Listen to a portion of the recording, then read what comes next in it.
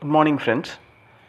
அதாவது இந்த ஸ்கேல்பிங்கில் பெரும்பாலானோர் பண்ணக்கூடிய மிகப்பெரிய 5 தப்பு என்னென்ன அப்படின்ற மாதிரி பார்க்கலாம். ஏன்னா நானே ஒரு ஸ்கேல்பர் தான். இந்த தப்பை நானும் பல தடவை பண்ணியிருப்பேன். என் ஃப்ரெண்ட்ஸ் குரூப்லேயும் இருக்கவங்க முக்கால்வாசி பேர் ஸ்கேல்பர்ஸ் தான். அவங்களும் இதே தப்புகளை பண்ணியிருக்கலாம். நான் சொல்கிற இந்த தப்புகள் பொதுவாக ஸ்கேல்பர்ஸ் எல்லாருமே பண்ணக்கூடிய தப்புகள் தான். ஸோ இந்த 5 தப்பு அப்படின்றது மேஜரான தப்பு. இந்த 5 தப்புகளை பண்ணி பல பேர் அவங்களோட அக்கௌண்ட்டையே ஜீரோ ஆகியிருப்பாங்க, ஜீரோ பண்ணியிருப்பாங்க.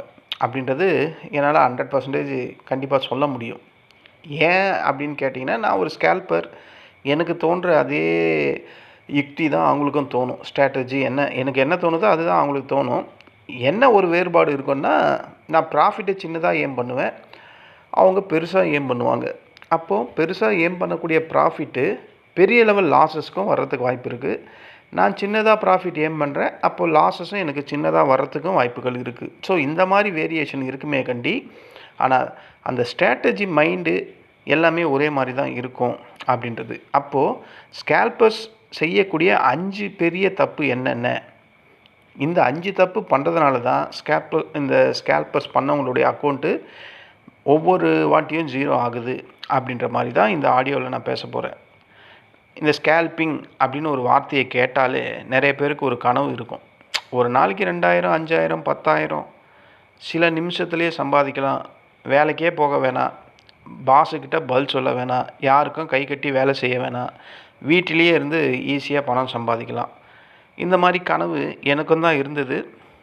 இந்த மாதிரி கனவில் தான் ஸ்கேல்பிங்கை நான் ஆரம்பித்தேன்.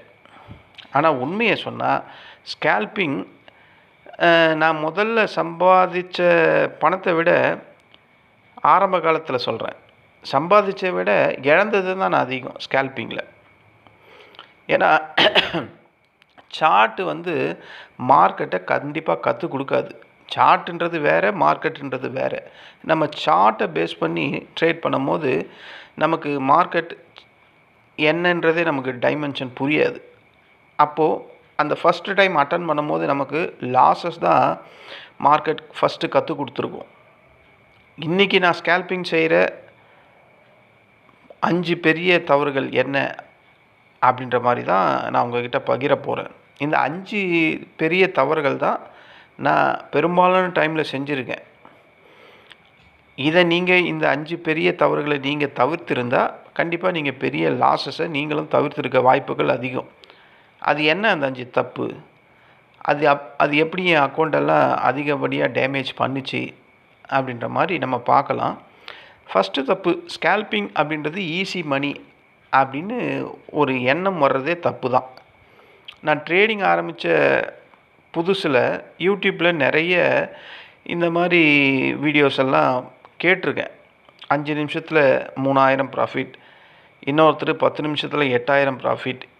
இந்த மாதிரியெல்லாம் என் ஃப்ரெண்ட்ஸ் சொல்லியும் கேட்டிருக்கேன்.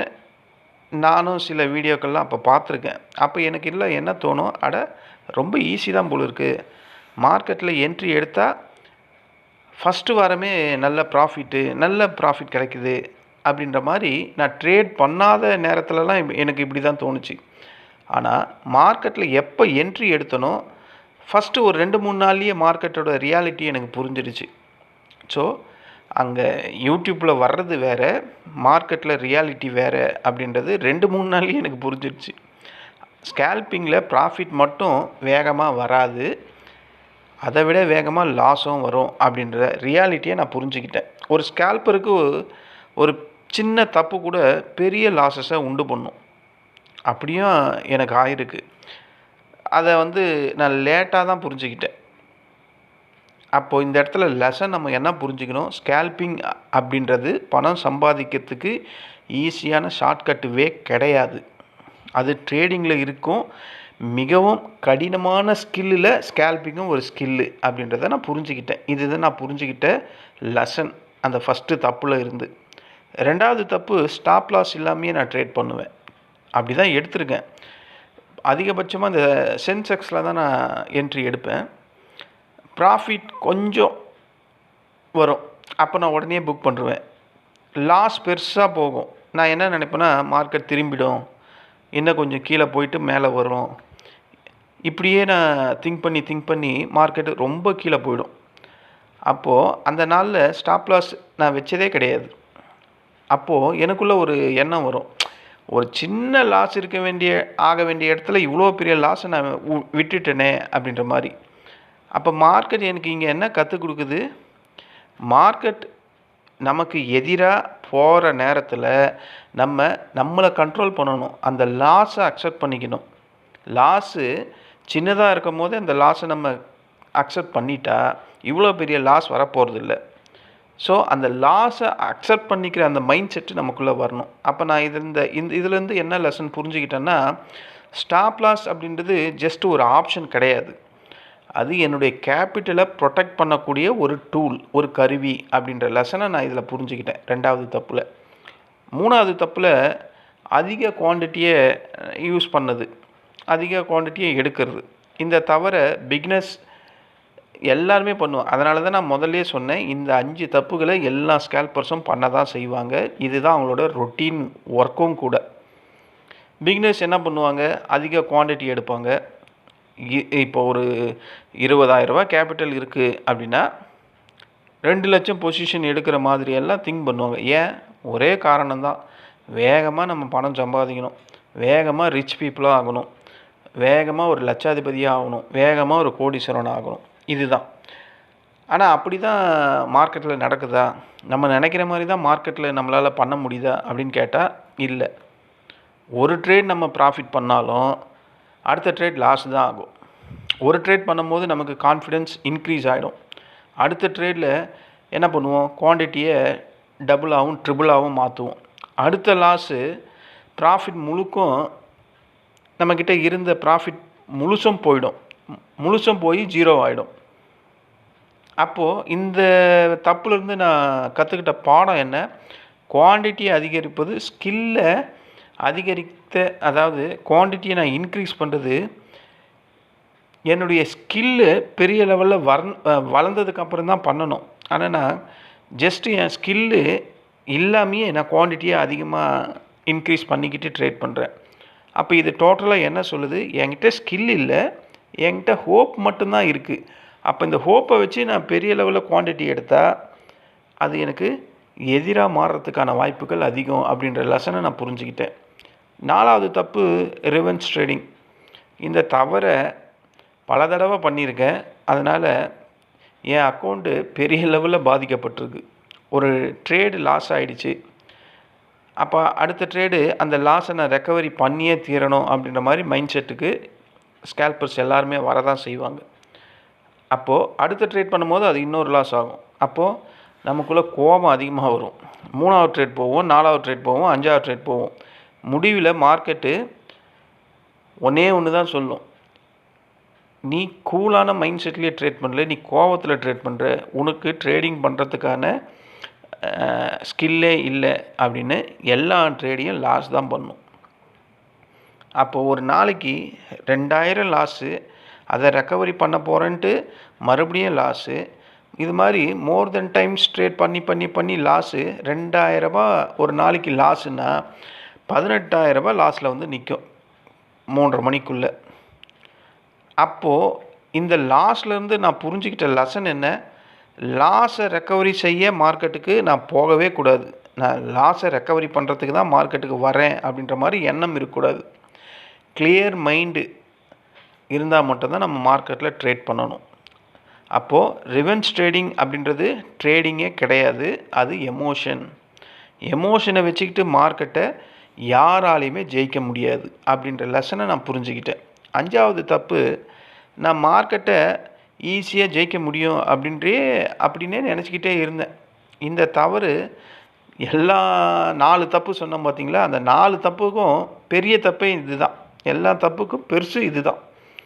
மார்க்கெட்டை என்னால் ஈஸியாக வெல்ல முடியும் அப்படின்னு நான் நினச்சது தான். ஒரு நாளில் சில ப்ராஃபிட் வந்ததுக்கப்புறம் நான் நானே என்ன நினச்சிக்கிறேன், நான் ஒரு ஸ்மார்ட் ட்ரேடர் அப்படின்ற மாதிரி நானே நினச்சிக்கிறேன். ரூல்ஸ் ஃபாலோ பண்ணவே மாட்டேன், ஸ்டாப் லாஸ் வைக்கவே மாட்டேன். எந்த சிக்னல் மார்க்கெட்டில் எந்த சிக்னல் பையிங் சைடில் இருக்கா செல்லிங் சைடில் இருக்கா அப்படின்ற மாதிரிலாம் எதையுமே பார்க்க மாட்டேன். என்ட்ரி மட்டும் எடுத்துப்பேன். மார்க்கெட் என்னை விட புத்திசாலி இல்லை அப்படின்ற மாதிரி நான் பல தடவை நினைப்பேன். இதுதான் மிகப்பெரிய ஈகோ எனக்குள்ளே உருவானதுக்கான காரணம். ஒரு நாள் மார்க்கெட் என்னை தரையில் இறக்கி விட்டுடுச்சு. அன்றைக்கி தான் நான் மார்க்கெட்டை பற்றி புரிஞ்சுக்கிட்டேன். மார்க்கெட்டு என்னால் வெல்ல முடியாது அப்படின்றத, மார்க்கெட்டோடு சேர்ந்து ட்ராவல் தான் பண்ண முடியும் அப்படின்றத நான் அங்கே தான் புரிய ஆரம்பிச்சது. அலைக்கு எதிராக என்னால் நீந்த முடியாது. கொஞ்ச நேரம் நான் நீந்தனாலும் கடைசியில் மூச்சு திணறி நான் இறக்க தான் போகிறேன், அலைக்கு எதிராக நீந்தனா அப்படின்றத பல லட்சங்களை இழந்ததுக்கு அப்புறம்தான் மார்க்கெட்டை என்னால் வெல்ல முடியாது அப்படின்ற தீர்க்கமான முடிவுக்கே நான் வரேன். அப்போது அலை எந்த பக்கத்தில் செல்லுதோ அது கூடவே நம்ம ட்ராவல் பண்ணணும் அப்படின்ற அந்த புரிதலை நான் புரிஞ்சுக்கிட்டேன். அப்போ இதுலேருந்து நான் கற்றுக்கிட்ட லெசன் என்ன, ஈகோ எப்போ நம்மக்கிட்ட இருக்கோ அந்த இடத்துல நம்மளால் ப்ராஃபிட் பண்ண முடியாது. அப்படி ப்ராஃபிட் பண்ணாலும் அதை நம்மளால் தக்க வைக்க முடியாது அப்படின்றத லெசனை இந்த 5வது தப்புலேருந்து புரிஞ்சுக்கிட்டேன். ஸோ ஃப்ரெண்ட்ஸ், ஸ்கேல்பிங் அப்படின்றது வெற்றி பெற சீக்ரெட் இண்டிகேட்டர் அப்படின்னு ஒன்று கிடையாது. ஸ்கேல்பிங்கில் வெற்றி பெற சீக்ரெட்டான இண்டிகேட்டர் எதுவும் வேணுமா அப்படின்னு கேட்டால் அதெல்லாம் தேவையே கிடையாது. அதே மாதிரி சீக்ரெட் ஸ்ட்ராட்டஜி ஏதாவது வேணுமான்னு கேட்டால் அதுவும் தேவை கிடையாது. நான் இழந்த பணம் எனக்கு இந்த மார்க்கெட்லேருந்து கிடைக்கணும். இந்த மார்க்கெட்டில் நான் கற்றுக்கிட்டது அதிகம். அப்போ இந்த மார்க்கெட்டில் நான் கற்றுக்கிட்டதை வச்சு நான் பணம் சம்பாதிக்கணுமே தாண்டி இழந்ததை ரெக்கவரி பண்ணணும்னு அந்த எண்ணம் வரக்கூடாது. ரெக்கவரி பண்ணணும்னு எண்ணம் வந்தால் உன்னால் பீஸ்ஃபுல்லாக ட்ரேட் பண்ண முடியாது. அப்போது மார்க்கெட்டில் நம்ம என்ன கற்றுக்கணும், கேபிட்டலை பாதுகாக்கிற வேலை எப்படி அப்படின்றத பார்க்கணும். ஸ்டாப் லாஸ் இல்லாமல் ட்ரேட் பண்ணக்கூடாது அப்படின்றத கற்றுக்கணும். குவான்டிட்டியை கண்ட்ரோலில் வச்சு தான் குவான்டிட்டியை இன்க்ரீஸ் பண்ணணும். ரெவென்ஸ் ட்ரேடிங் கண்டிப்பாக ஸ்டாப் பண்ணணும்.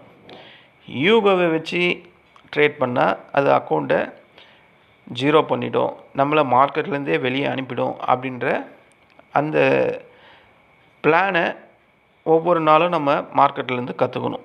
இப்படி ஒவ்வொரு நாளும் மார்க்கெட்டில் நம்ம கற்றுக்கிட்டா நம்ம இழந்த பணத்தை ரெக்கவரி நம்ம நினைக்கிறோம் பார்த்தீங்களா, ரெக்கவரிலாம் பண்ண வேணாம். இதை ஃபாலோ பண்ணாவே ஆட்டோமேட்டிக்காக இழந்த பணத்தை நம்ம ஈஸியாக மார்க்கெட்லேருந்து ரிட்டர்ன் பண்ண முடியும். ஸோ இந்த வீடியோ நீங்கள் பார்க்குற ஒவ்வொருத்தருமே கண்டிப்பாக லாஸை கண்டிப்பாக பண்ணியிருக்கலாம்.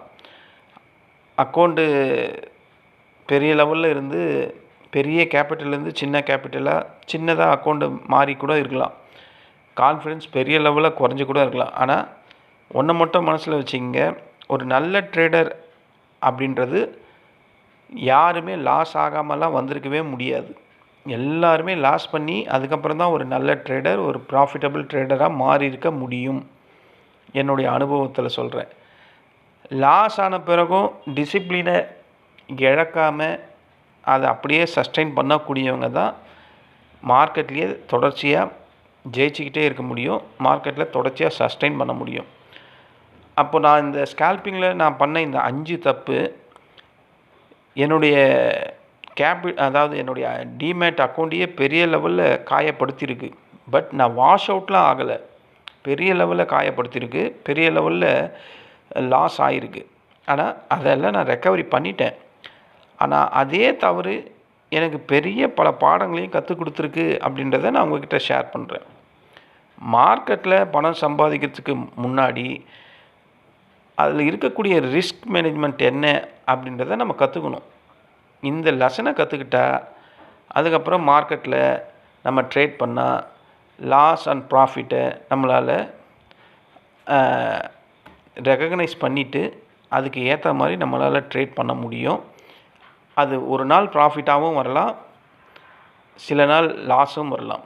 ஆனால் மந்த்லி வைஸ் பார்க்கும்போது ப்ராஃபிட்டில் முடிக்கணும் அப்படின்ற அந்த ஸ்கில்லு நமக்குள்ளே வர ஆரம்பிச்சிடும். ஸோ நான் சொன்ன அந்த 5 மிஸ்டேக்ஸை அவாய்ட் பண்ணிட்டா மார்க்கெட்டில் நம்மளாலையும் சம்பாதிக்க முடியும், ஸ்கேல்பிங்லேயும் சம்பாதிக்க முடியும். இதுதான் ஒரு ரியல் ட்ரேடிங்கான நிஜமான ஸ்கேல்பிங் பண்ணக்கூடிய ஸ்கில்லு அப்படின்னு நான் நினைக்கிறேன். இந்த ஆடியோ உங்களுக்கு பிடிச்சிருந்தா என்னோடய சேனலை சப்ஸ்கிரைப் பண்ணுங்கள். நன்றி, வணக்கம்.